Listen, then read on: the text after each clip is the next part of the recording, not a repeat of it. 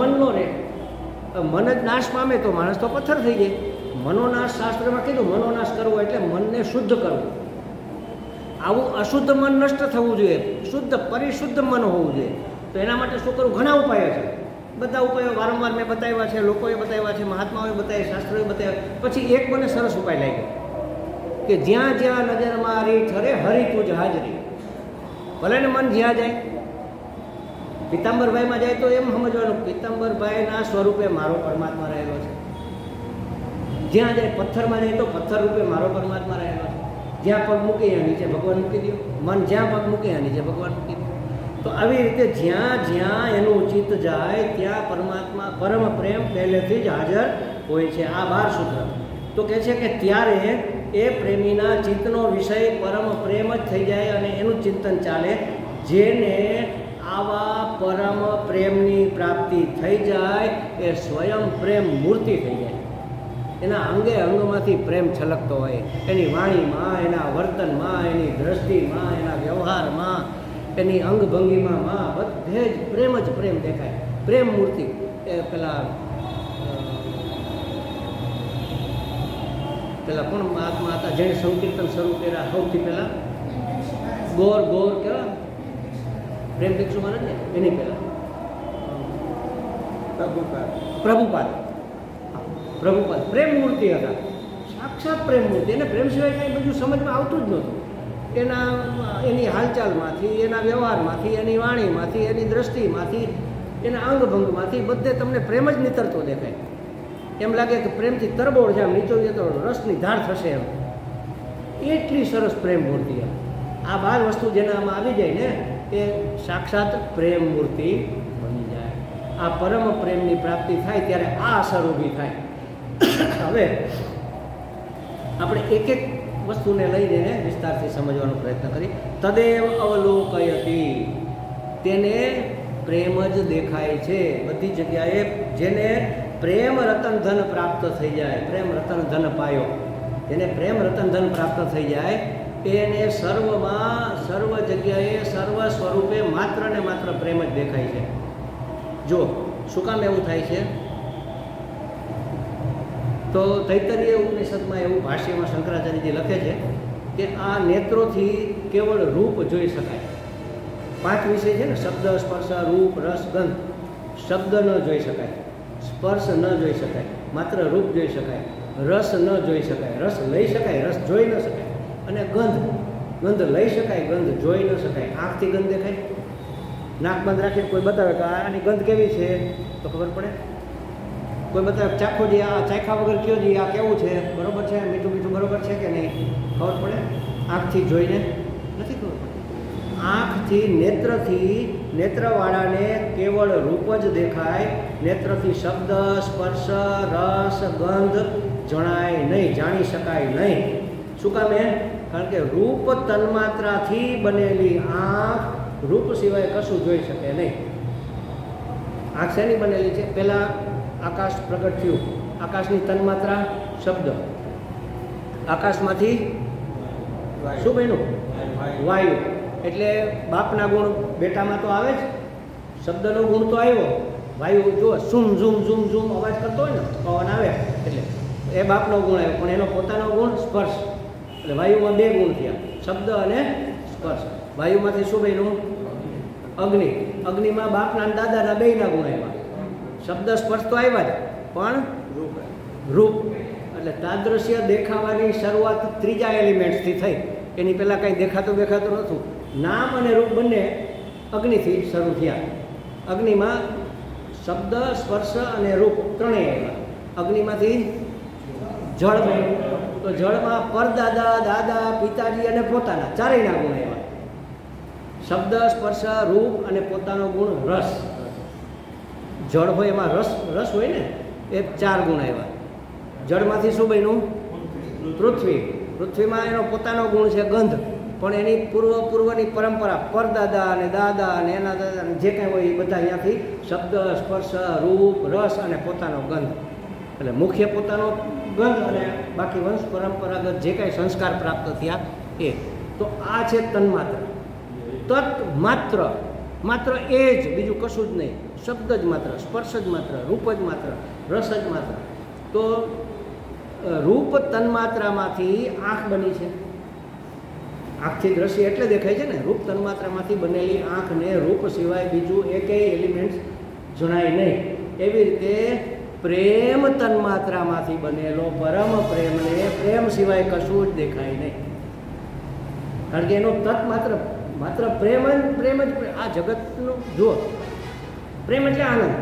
તૈત્તરીય ઉપનિષદમાં જ આગળ એવું આવે છે કે જો આનંદ ન હોત ને તો આ સૃષ્ટિ જ ન હોત. આનંદમાંથી જ ઉત્પન્ન થઈ છે, આનંદમાં જ ટકી છે અને આનંદમાં જ વિલીન થઈ જાય છે. પતિ પત્નીને એક બાળક ઉત્પન્ન થાય, આનંદ ન હોય તો ઉત્પન્ન જ ન થાય. ત્યાં તો એમ કીધું છે કે જો આનંદ ન હોય ને તો માણસ શ્વાસે ન લે. શ્વાસ લેવામાં આનંદ છે એટલે તો શ્વાસ લે છે. કેમ ખબર પડે? ઘડી પર બંધ કરીને જુઓ કેવી તકલીફ થઈ છે. સરસ મજાની વ્યવસ્થિત આમ બે નાક ખુલ્લા છે અને આમ શ્વાસ લેવાય છે તો આનંદ આવે. શરદી થઈ જાય તો બેચેની થાય ને. નાક બંધ થઈ ગયું, મજા નથી આવતી. મોઢેથી લેવો પડે પણ તોય મજા ન આવે. કાયદેસરનો શ્વાસ આવે, બે નસકોરા ખુલ્લા હોય એટલે તો ઇન્હેલરની શોધ થઈ કે જે જલ્દી નાક ખોલો, નહીંતર આનંદ ઓછો થઈ જાય. જો આનંદ ન હોય ને તો કોઈ શ્વાસે ન લે, એટલે કોઈ જીવે જ નહીં. એમ શ્વાસ ન લે માટે જીવે નહીં. તો આનંદમાંથી જ આ સર્જન થયેલું. આનંદ એટલે પ્રેમ, પ્રેમ એટલે રસ, રસો વૈસહ. ભાઈ એટલે પરમાત્મા છે એ રસ સ્વરૂપ છે, એ પ્રેમ સ્વરૂપ છે, એ આનંદ સ્વરૂપ છે. સત ચિત્ત આનંદ કઈ છે? આનંદ એટલે પ્રેમ, પ્રેમ એટલે રસ. આપણે કે ભાઈ મને એમાં રસ નથી એટલે શું? મને એમાં રસ નથી એટલે મને એમાં સુખ જણાતું નથી, મને એમાં આનંદ જણાતો નથી. ખ્યાલ આવ્યો? મને એમાં એના વિશે એના માટે મને કોઈ જાતનો પ્રેમ.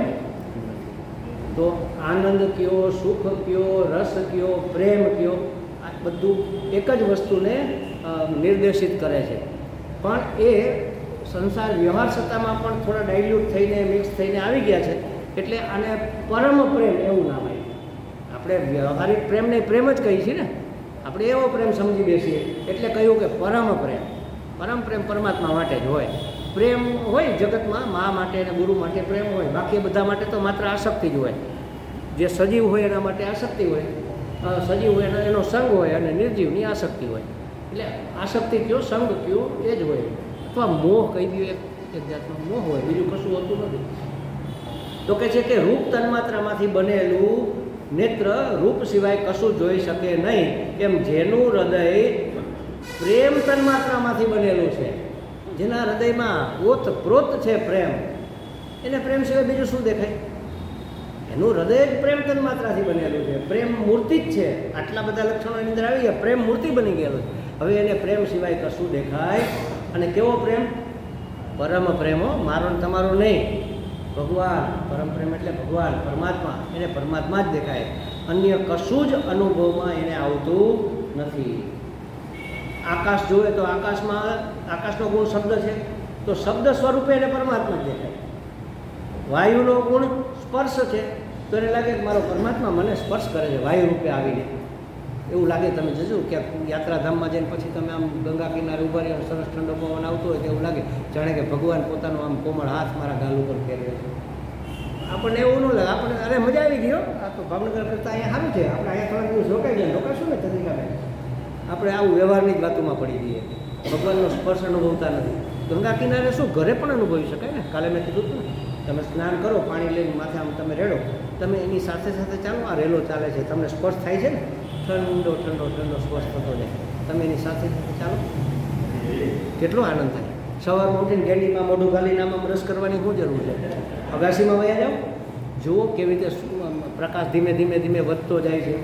અને અગાસીમાં રાખેલું કુંડું, એમાં સરસ મજાનું ગુલાબનું ફૂલ ખીલું છે, એમાં સરસ મજાની કોમળ એવી ગ્રીન અને થોડીક ગુલાબી એવી પાંદડી નીકળી છે.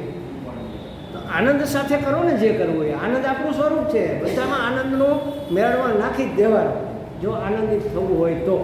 એટલે આ જે છે એને આકાશમાં શબ્દ સંભળાય પણ એ શબ્દ જાણે કે પરમાત્માનો હોય.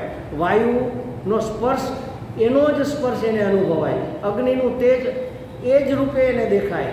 અને જળમાં રસ પણ એને પરમાત્માનો જ રસ હોય એવું લાગે. ચરણામૃત સામાન્ય પાણી પીને ચરણામૃત પી આપણો ભાવ બદલી જાય કે નહીં? કેટલા મોંઘી હોય મીઠાઈ? 100 રૂપિયા નહીં, વધારે મોંઘી હોય ને, 500 રૂપિયા કિલો મીઠાઈ છે માની લો, કે એથી વધારે મોંઘી હોય, એથી વધારે મોંઘી આવતી. આપણે 500 રાખો ને, આપણી કેપેસિટી એટલી. 500 રૂપિયા કિલો મીઠાઈ લીધી, કેટલી આમ આપણને વાલી હોય આમ રસ્તામાં લઈને આવતા હોય તો ક્યાંક પડી ન જાય, ધૂળમાં ન ઢોળાઈ જાય, કાળજી રાખીએ. પછી આમ એના એકદમ તાજી હોય એટલે ઢેપલા એના બહુ કડક ન હોય, એકદમ નરમ હોય. હળવે હળવે થાળીમાં આમ ગોઠવીએ ફરતી બાજુ વ્યવસ્થિત, અને પછી ભગવાનને ધરીએ. ભગવાનને ધરીને પછી પ્રાણાય સ્વાહા, અપાનાય સ્વાહા, વ્યાનાય સ્વાહા, ઉદાનાય સ્વાહા, સ્વાનાય સ્વાહા, બ્રહ્મણે સ્વાહા, ઇદં બ્રહ્મણે ઇદં નમઃ 2 વખત ભગવાનને જમાડી દીધા. પછી એ થાળ લઈ લેવાનો હોય, આપણે કરશું ત્યારે તમે જોજો. એટલે થાળ લઈ લીધો. હવે એ પ્રસાદ બની ગયો. હવે 500 નહીં, 5 લાખ કરતાં પણ એની કિંમત વધી ગઈ. એની પહેલાં આપણે ફટને 2 ઢેપલા મોઢા મૂકીને ચાવી જાય, પણ હવે તો આમ લઈએ અને માથે ચડાવીએ અને આમ ખાઈએ, અને એમ થાય કે ભગવાન મારી અંદર પ્રવેશ કર્યો અને મારું કલ્યાણ થશે. પ્રસાદ થઈ ગયો ને. રસો વૈસહ, તો એને રસમાં પરમાત્મા દેખાય. જળની અંદર રસ રૂપે રહેલો પરમાત્મા, પૃથ્વીમાં ગંધ રૂપે રહેલ પરમ પ્રેમ એને જણાય બધામાં. અને 5 તત્વોમાં આવે એટલે 5 તત્વો પછી શું આવે? પૃથ્વી પછી શું આવે? પૃથ્વીમાંથી શું બન્યું? અન્ન બન્યું. અને અન્નમાંથી જેવું અન્ન એવું મન, જેવું જળ એવું જીવન.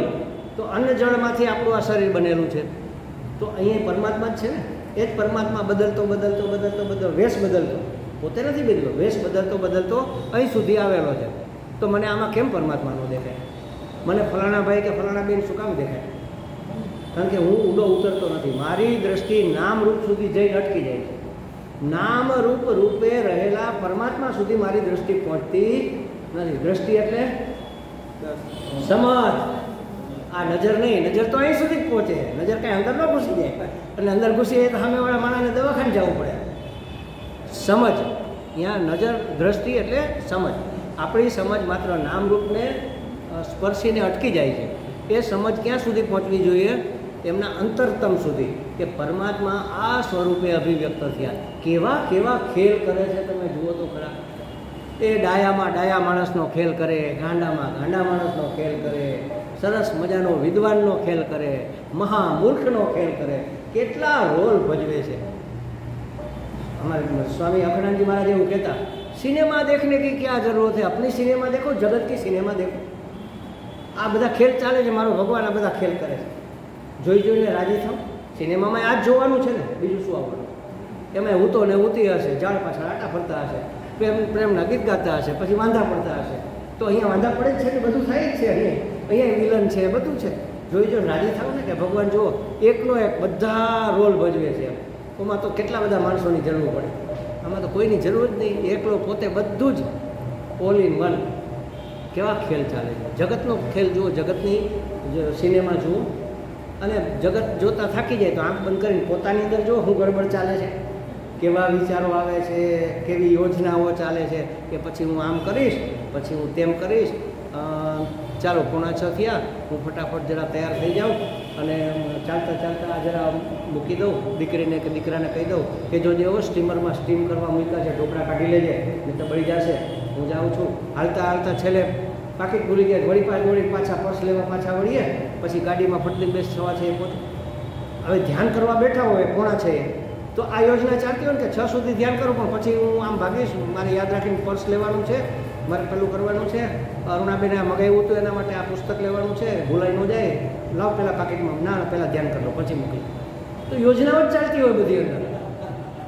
એનું જ ધ્યાન હોય, ભગવાનનું ધ્યાન તો ક્યાંય બાજુમાં રહી જાય. તો આંખ બંધ કરીને જુઓ, ભલે ચાલે. શું નાટક ચાલે છે જુઓ, મન કેવા ખેલ કરે છે. આપણે મન થઈ જવાનું નથી, આપણે તો મન થઈ જઈએ છીએ. હું આમ કરીશ એમ. યોજના તો મન કરે છે ને. દ્રષ્ટા ભાવે, સાક્ષી ભાવે જો મનને જોતા આવડે તો ઉત્તમ ધ્યાન ઉત્તમ થઈ ગયું. મારે સાક્ષી માત્ર બનવાનું છે. અને બહારે જ્યારે નજર પડે ત્યારે આ બધો ખેલ જો, અંદર ખેલ પરમાત્માનો જ ચાલે છે, પણ એને મેં હું માનેલો છે. તો આપણું સિનેમા જુઓ, જગતનું સિનેમા જુઓ, અને જ્યાં જુઓ ત્યાં, એટલે હું કહું જ્યાં જ્યાં નજર મારી ઠરે હરી તુજ હાજરી. બસ આ થઈ જવું જોઈએ. આટલું જ કરવાનું છે, બાકી કંઈ કરવાનું. વાસુદેવ સર્વમિતિ. પિતાજીમાં ભગવાને કીધું ને વાસુદેવ સર્વમિતિ સ મહાત્મા સ સુદુર્લભ. આવો મહાત્મા મળવો દુર્લભ છે, જેને બધે વાસુદેવ દેખાય. આસાનીથી આવો મહાત્મા બની ન શકાય. એના માટે તો બહુ સાધના કરવી પડે. સાધના કરવી પડે એટલે ચોટલી બાંધીને કંઈ કરવાનું નથી, પણ સતત યાદ રાખવું પડે. સતત સાવધાન સાવધાન.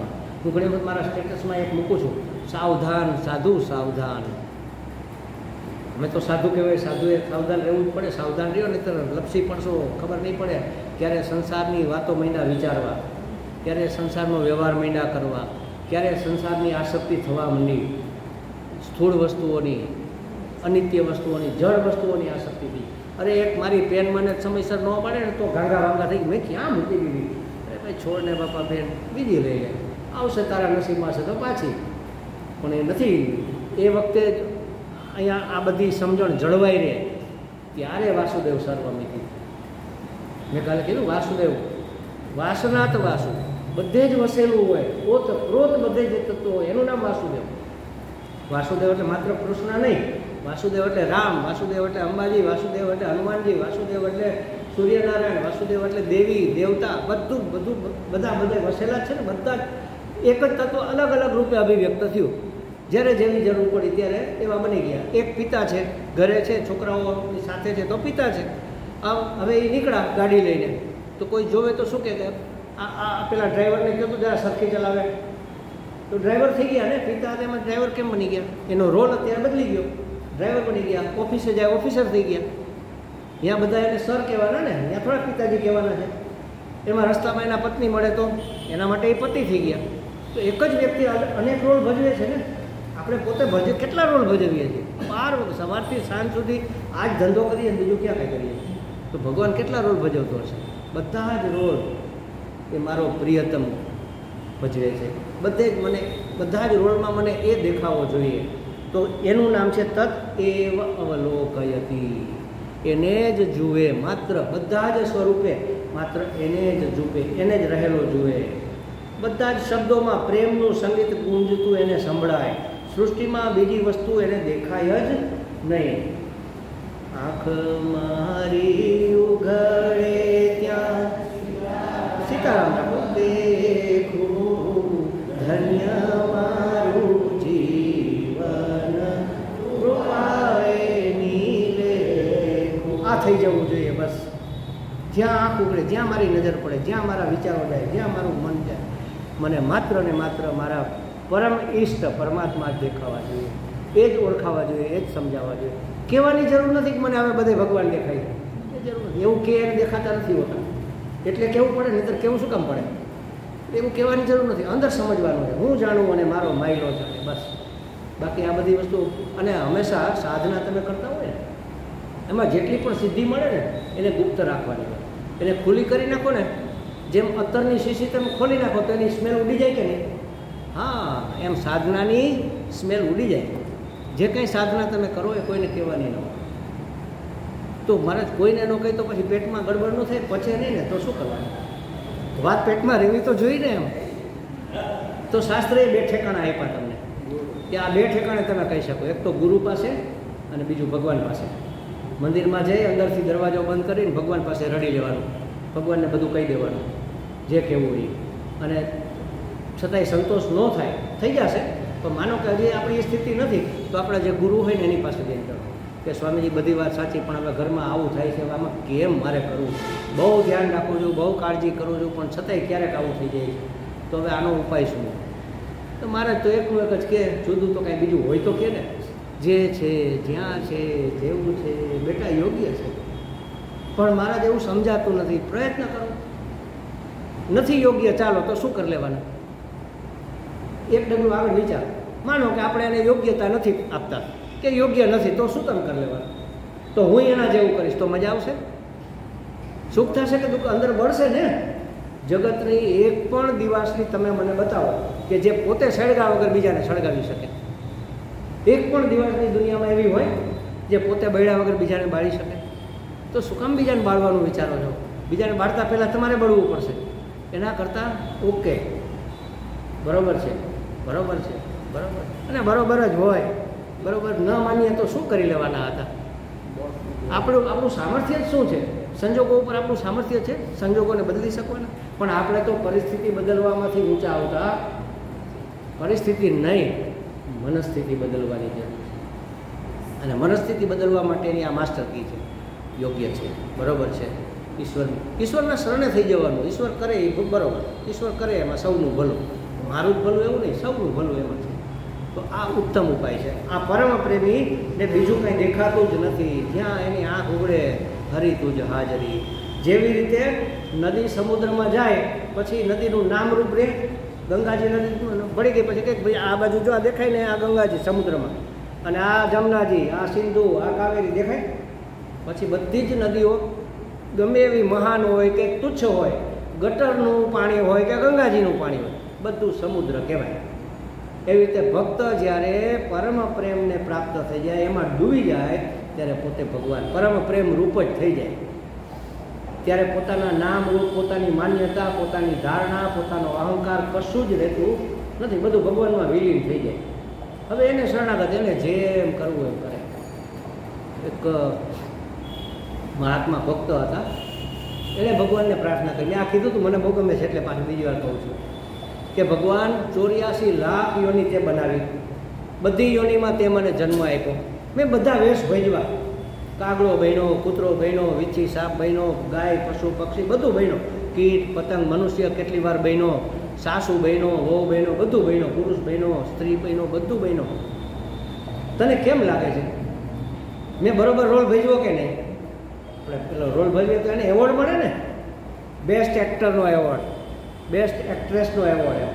તને કેમ લાગે છે મને એવોર્ડ મળવો જોઈએ કે નહીં? જો તને એમ લાગતું હોય કે એવોર્ડ મળવો જોઈએ તો મને મુક્તિ આપી દે એવોર્ડમાં. તને એમ લાગે કે મને કાંઈ આવડું નહીં તો મને કાઢી મૂક, તો મને કાઢી મૂક, મને ફરીથી જન્મ ન આપતો.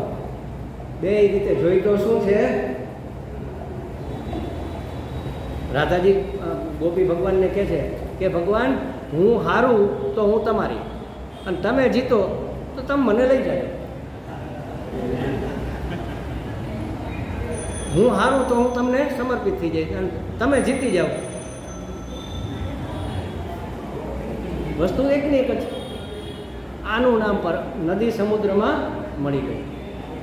બુંદ સમુદ્ર સમાય, એવું કબીરજીએ કીધું. બુંદ સમુદ્ર સમાય. એક ટીપું સમુદ્રમાં પડે પછી પોતાને જુદું રાખી શકે?